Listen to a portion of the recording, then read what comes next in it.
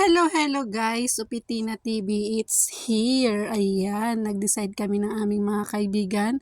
Bumaba ang mga taga-bundok ng Hong Kong sa city. Ayan, nakita namin tong shop na to, itong Poma na to, na hindi namin nakikita yung mga ibang design doon sa aming lugar. Pinasok namin tong shop na to, napakaraming magagandang design tulad na lang yan. Ang gaganda nila guys at affordable na bilhin. Ayan, nagtingin-tingin kami magkakaibigan. Ang sabi namin, tingin-tingin lang at sukat-sukat lang. Wala naman sa planong bumili. Pero itong isang kaibigan namin, siya ang nakabili. At maganda rin yung nabili niya guys. Napakaganda ng design.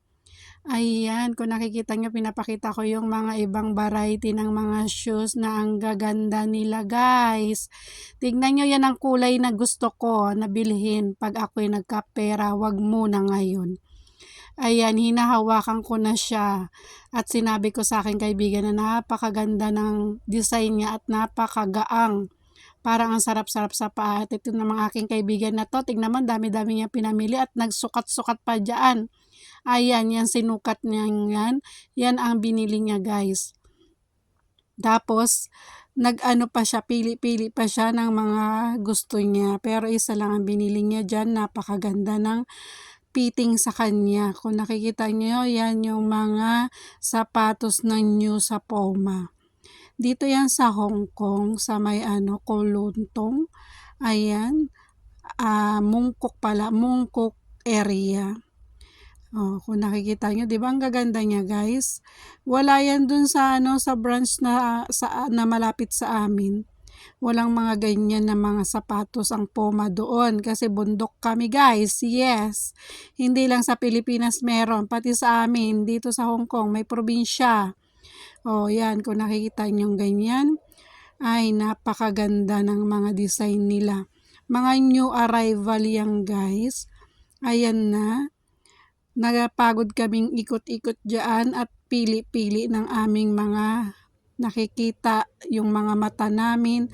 Busog na busog, pero ang kulang na lang guys, pera. Wala kaming perang pambili, kaya tingin-tingin na lang muna at pag nagkaroon kami, babalikan namin yung lugar na yan. Ayan, may mga t-shirt din sila na magaganda, short. Dito sa na to, sa branch na to, marami kami nakita na iba't ibang klase na wala dun sa amin.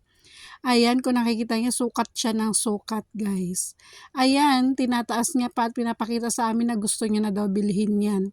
Sabi namin sa kanya, bilhin niya na para hindi siya magsisi. Pag hindi niya binili, tapos pag naglalakad kami, sinasabi niya na sana binili ko na lang. May mga medyas din sila guys, na napakamura din ng mga At yan, yung bag na yan, pag bumili ka ng sapatos sa kanila, pwede mo na lang bilhin yung bag na 100 HKD. Pero hindi niya binili kasi maliit daw. Ayan, nagbabayad na siya. Pero hinawakan niya pa rin yung bag, pero nag-decide siya na hindi na lang bilhin. Yun lang guys, bye-bye!